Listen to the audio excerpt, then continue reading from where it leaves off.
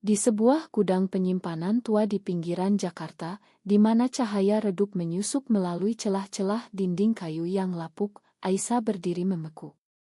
Tangan-tangannya gemetar saat ia menyentuh bibirnya sendiri, mencoba menghapus jejak ciuman yang baru saja terjadi dengan kekasih rahasianya, Maya.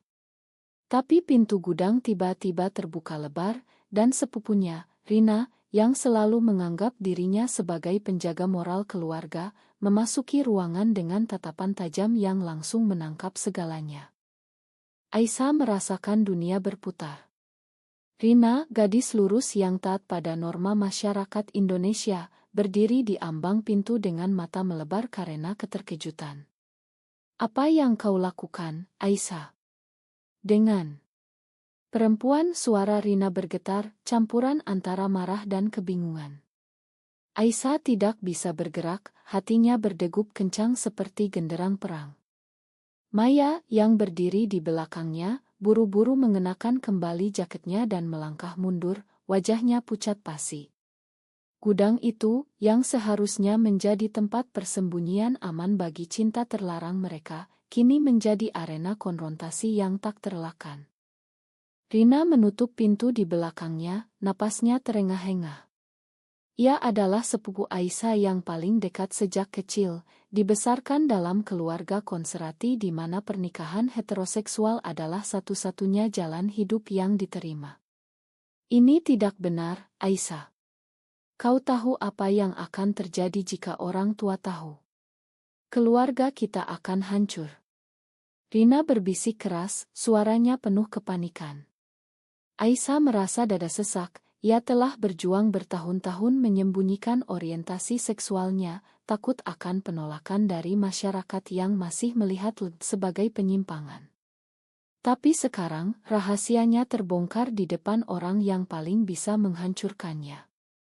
Malam itu, setelah Rina pergi dengan janji untuk tidak memberitahu siapapun sementara, Aisyah duduk sendirian di kamarnya di rumah keluarga besar mereka di kawasan Kemang. Pikirannya berputar-putar mengingat masa kecilnya bersama Rina. Mereka pernah berbagi rahasia kecil, seperti mencuri mangga dari pohon tetangga atau berpura-pura menjadi putri dalam dongeng. Tapi ini berbeda, ini adalah identitas dirinya yang paling dalam. Aisyah ingat pertama kali ia menyadari ketertarikannya pada perempuan saat remaja, saat melihat Maya di sekolah menengah, gadis pintar dengan senyum yang membuat hatinya berdegup. Mereka mulai berteman, lalu jatuh cinta diam-diam, bertemu di tempat-tempat tersembunyi seperti gudang itu untuk menghindari mata masyarakat. Keesokan harinya, tekanan mulai datang. Rina menghindari Aisyah di meja sarapan, tatapannya penuh pertanyaan tak terucap. Ibu Aisyah, seorang ibu rumah tangga yang taat beragama, bertanya mengapa Aisyah tampak murung. "Kau baik-baik saja, nak? Jangan sampai stres karena pekerjaanmu di kantor itu." Aisyah mengangguk lemah, tapi dalam hati, ia berjuang dengan konflik internal. Apakah ia harus membela cintanya, atau menyerah pada norma masyarakat? Di Indonesia, di mana undang-undang anti-LGBT semakin ketat dan opini publik masih konservatif, pilihan seperti ini bisa berarti kehilangan segalanya, keluarga, pekerjaan, bahkan keamanan. Maya menelepon Aisyah siang itu, suaranya gemetar. "Kita harus bicara. Rina itu. Dia bisa bilang ke siapa saja." Mereka bertemu di sebuah kai kecil di Blok M, di mana hiruk-pikuk kota menyembunyikan percakapan mereka. Maya, seorang desainer grafis berbakat, memegang tangan Aisyah di bawah meja. "Aku takut, Aisyah. Keluargaku sudah mendesakku untuk menikah dengan pria pilihan mereka. Jika ini bocor..." Aisyah merasakan tusukan di hati. Maya berasal dari keluarga Jawa yang tradisional, di mana pernikahan adalah kewajiban sosial. Cinta mereka, yang dimulai sebagai persahabatan polos, kini menjadi beban yang berat. Sore itu, Rina akhirnya menghadapi Aisyah di taman belakang rumah. "Kenapa kau seperti ini?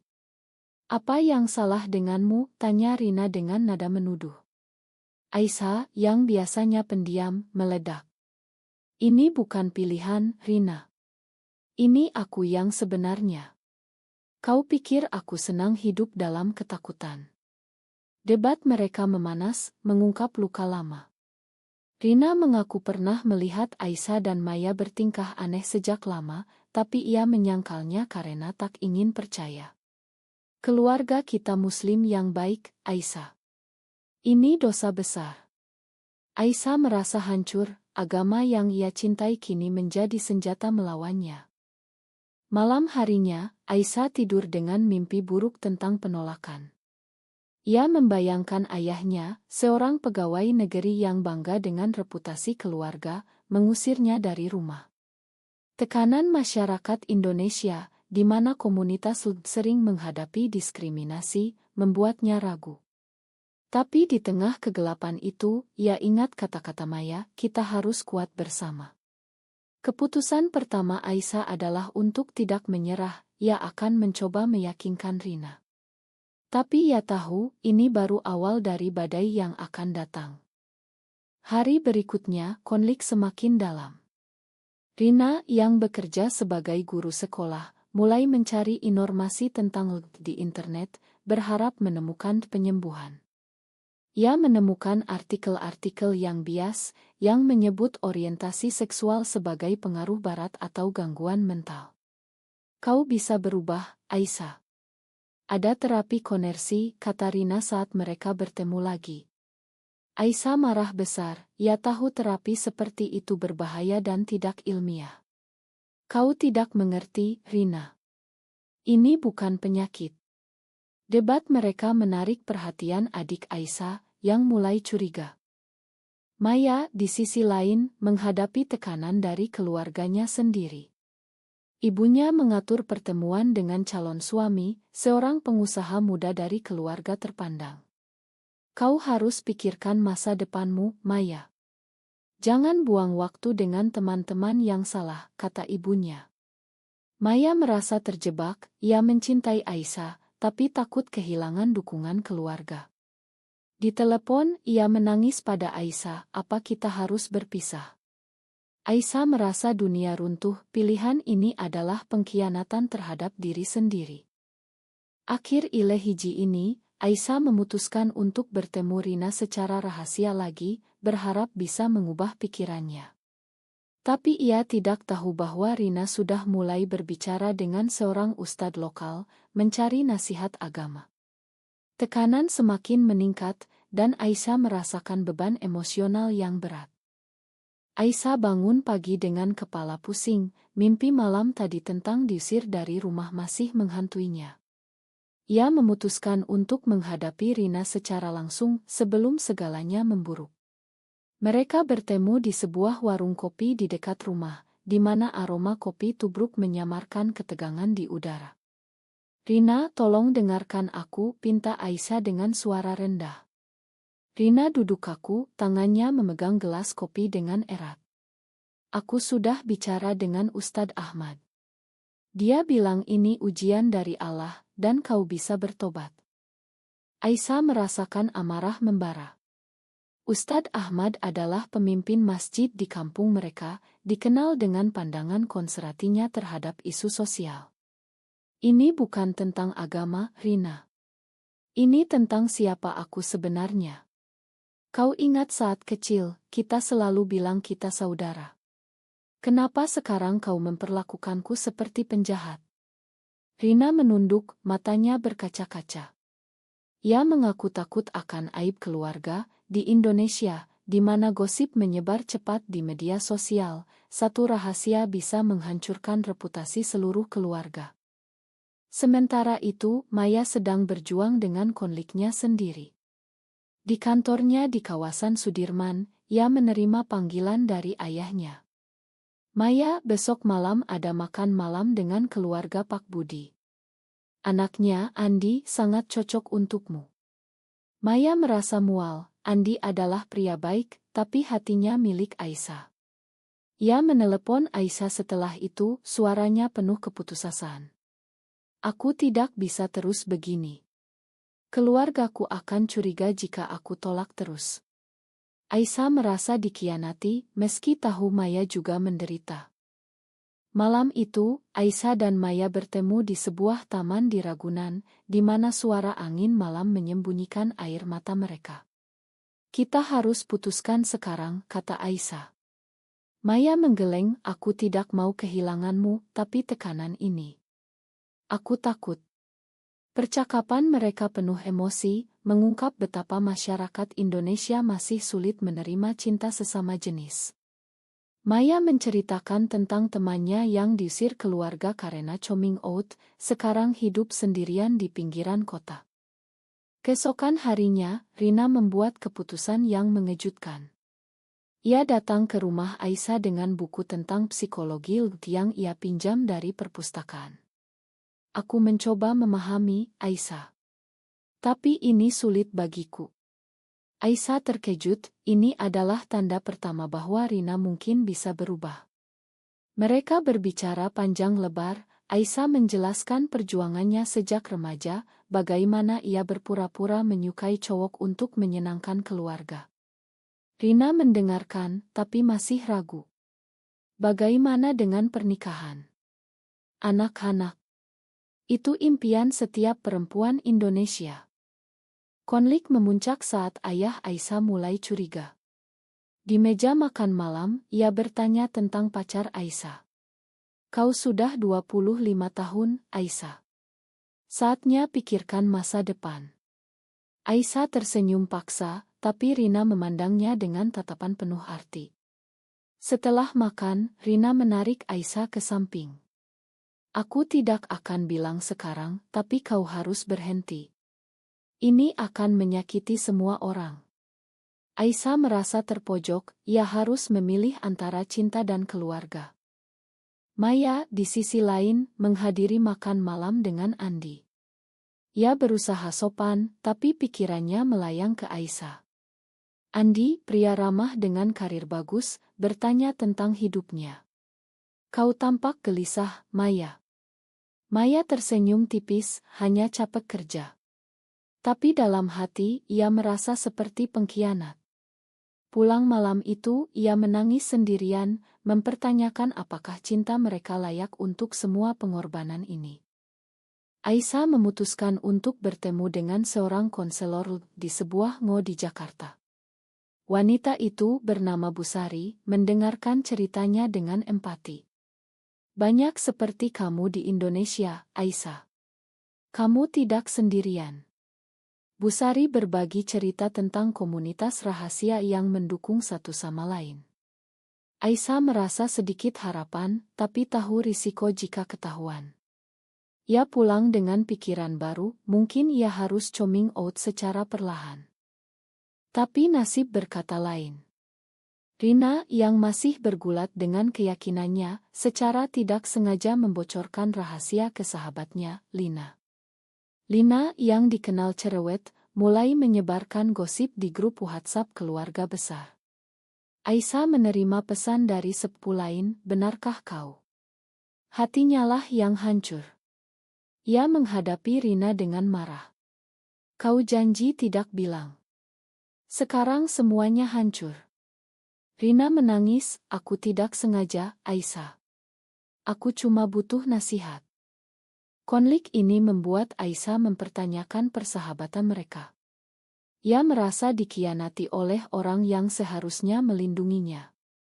Maya mendengar berita itu panik. "Kita harus lari, Aisyah. Tinggalkan semuanya." Tapi Aisyah tahu itu bukan solusi, lari berarti meninggalkan akar budayanya. Di akhir ile 2 ini, Aisyah berdiri di depan cermin, memandang dirinya sendiri, bertanya-tanya apakah keberaniannya cukup untuk menghadapi badai yang semakin besar. Badai gosip mulai menerpa keluarga Aisyah. Pagi itu, ibunya memanggilnya ke ruang tamu dengan wajah tegang. "Aisyah, ada rumor aneh tentangmu.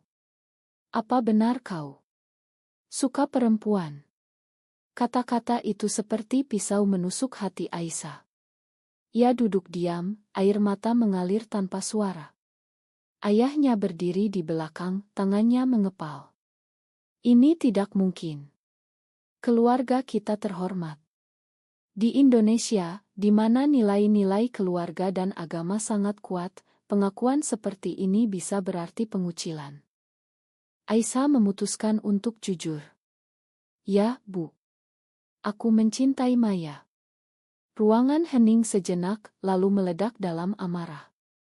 Ayahnya berteriak, kau bawa aib ke keluarga. Bagaimana dengan tetangga? Masjid. Kerjaanku. Ibu Aisyah menangis, apa yang kami lakukan salah mendidikmu. Rina yang berdiri di sudut, menunduk penuh rasa bersalah. Ia tahu gosip itu berasal darinya, meski tidak sengaja. Maya menghadapi situasi serupa di rumahnya. Orang tuanya, yang mendengar rumor dari kerabat, mengonfrontasinya. Maya, kami dengar kau terlibat dengan Aisyah. Ini dosa besar. Ayah Maya, seorang pengusaha, mengancam memutus dukungan finansial. Maya berlutut, menangis, ini cinta sejati, Pak. Tolong pahami. Tapi orang tuanya tidak bergeming, mereka memanggil seorang dukun untuk membersihkan roh jahat, sebuah praktik yang masih ada di sebagian masyarakat Indonesia. Aisyah dan Maya bertemu secara rahasia di sebuah hotel kecil di pinggiran Bogor, mencari ketenangan di tengah kekacauan. Kita harus tetap bersama, kata Aisyah, memeluk Maya erat. Tapi Maya ragu, aku takut kehilangan keluargaku. Mereka segalanya bagiku. Percakapan mereka penuh dengan perdebatan etis, apakah cinta mereka layak menghancurkan ikatan keluarga. Di masyarakat yang menekankan harmoni keluarga, pilihan ini adalah dilema moral yang berat. Rina merasa bertanggung jawab, mencoba memperbaiki kesalahannya.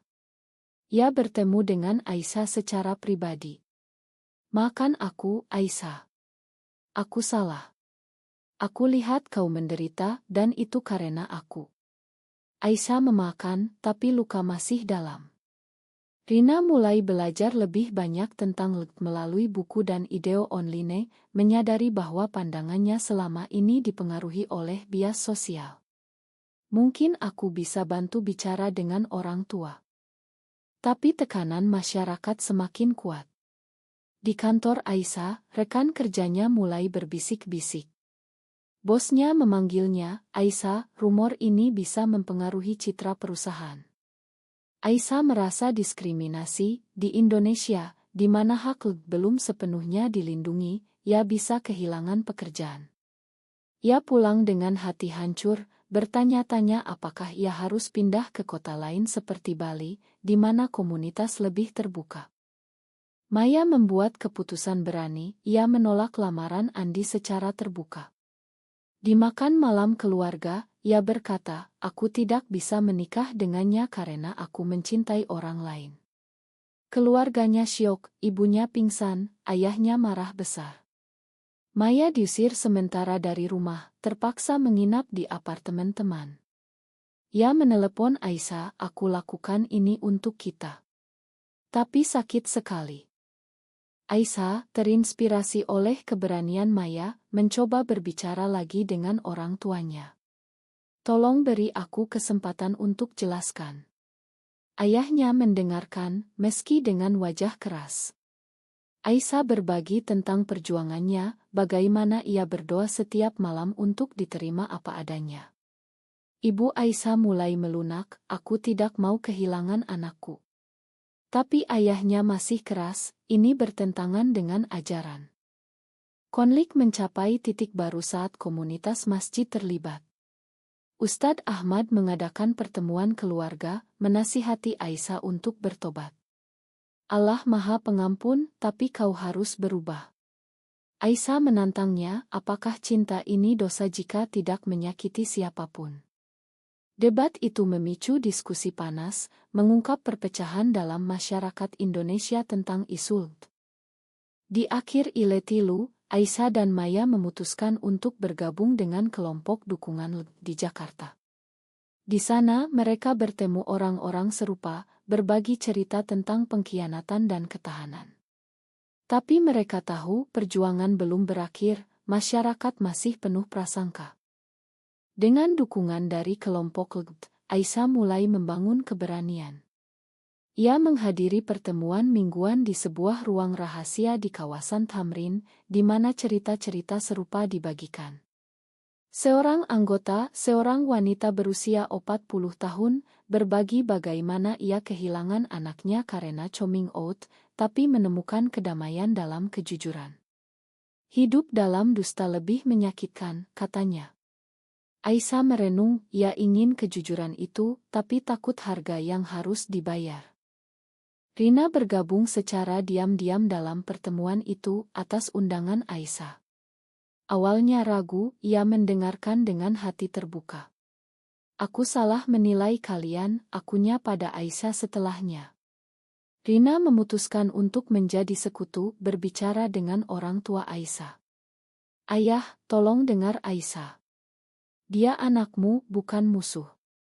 Ayah Aisyah marah awalnya, tapi mulai mempertanyakan keyakinannya sendiri setelah membaca literatur yang diberikan Rina. Maya yang masih diusir dari rumah, tinggal sementara dengan Aisyah. Mereka hidup dalam ketakutan, tapi juga dalam kebahagiaan kecil. Ini pertama kalinya kita bisa bersama tanpa sembunyi, kata Maya. Tapi realitas menghantam saat ayah Maya datang ke apartemen, marah besar. Pulanglah, Maya. Tinggalkan gaya hidup ini.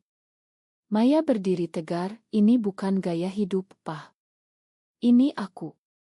Konfrontasi itu berakhir dengan air mata, ayah Maya pergi, tapi meninggalkan pintu terbuka untuk dialog. Tekanan sosial meningkat saat gosip menyebar ke media sosial. Akun Twitter anonim memposting tentang skandal lesbian di keluarga terhormat Jakarta. Aisyah menerima pesan ancaman, membuatnya takut keluar rumah. Di Indonesia, di mana cyberbullying terhadap umum, ia merasa terisolasi. Maya menenangkannya, kita kuat bersama. Mereka memutuskan untuk melaporkan ke polisi, meski tahu sistem hukum belum sepenuhnya mendukung. Rina membuat pengorbanan besar, ia berhadapan dengan Ustadz Ahmad di masjid. Ustadz, ajaran Islam tentang kasih sayang, bukan penolakan. Ustadz marah, tapi beberapa jemaah mulai bertanya-tanya. Ini adalah momen awakening bagi Rina, ia menyadari bahwa keyakinannya bisa berevolusi tanpa kehilangan iman. Orang tua Aisyah akhirnya setuju untuk bertemu Maya. Di ruang tamu, Maya bicara dengan hormat, saya mencintai Aisyah, dan saya hormati keluarga ini. Ibu Aisyah menangis, tapi ayahnya mulai melunak. Aku butuh waktu, katanya. Ini adalah kemajuan kecil, tapi berarti. Maya menghadapi keluarganya lagi. Dengan dukungan dari seorang psikolog, ia jelaskan tentang orientasi seksual. Ibunya mulai memahami, aku takut masyarakat, nak. Maya memeluknya, kita bisa hadapi bersama. Ayahnya masih keras, tapi setuju untuk tidak memaksa pernikahan. Konflik terakhir muncul saat Aisyah dipecat dari pekerjaannya karena rumor. Ia merasa hancur, tapi memutuskan untuk memulai bisnis sendiri dengan Maya, sebuah studio desain yang mendukung isu sosial. Ini adalah pengorbanan, tapi juga kebebasan. Di akhir Ile Opat, Aisyah merenung tentang perjalanan mereka, dari pengkhianatan ke pengampunan, dari penolakan ke penerimaan parsial. Tapi ia tahu, masyarakat Indonesia masih panjang perjalanannya menuju kesetaraan. Tahun berlalu, tapi luka masih ada. Aisyah dan Maya kini hidup bersama di sebuah apartemen kecil di Jakarta Selatan, menjalankan bisnis mereka dengan sukses. Tapi hubungan dengan keluarga masih rapuh. Ayah Aisyah datang berkunjung sesekali, bicara tentang cuaca daripada hati. Aku mencoba, nak, katanya suatu hari. Aisyah tersenyum, tahu itu langkah besar. Rina menjadi advokat di komunitasnya, mengadakan diskusi kecil tentang toleransi. Ia kehilangan beberapa teman, tapi mendapatkan yang baru. Aku bayar harga untuk kesalahanku, katanya pada Aisyah. Maya, yang telah direkonsiliasi dengan keluarganya, sering mengunjungi orang tuanya, membawa cerita tentang kebahagiaan mereka. Tapi tidak semuanya indah. Mereka masih menghadapi diskriminasi, tatapan aneh di jalan, komentar online yang menyakitkan. Di Indonesia, di mana undang-undang anti-diskriminasi masih lemah, mereka harus waspada. Aisyah ingat momen di gudang itu sebagai titik balik, dari ketakutan ke keberanian. Maya dan Aisyah memutuskan untuk menikah secara simbolis di sebuah upacara kecil dengan teman-teman. Ini bukan legal, tapi berarti bagi mereka. Rina hadir, menangis bahagia. Kalian pantas bahagia. Keluarga Aisyah hadir secara parsial, ibunya datang, ayahnya mengirim pesan. Ini adalah kompromi, tapi Aisyah menerimanya. Mereka telah membayar harga tinggi, kehilangan teman, pekerjaan, kedamaian. Tapi mereka mendapatkan kebebasan untuk menjadi diri sendiri. Di akhir cerita, Aisyah berdiri di balkon, memandang kota Jakarta yang sibuk. Ia bertanya-tanya, apakah masyarakat akan pernah benar-benar berubah? Atau apakah perjuangan ini abadi? Apakah benar bahwa cinta sesama jenis selalu harus dibayar dengan pengorbanan besar di masyarakat seperti Indonesia?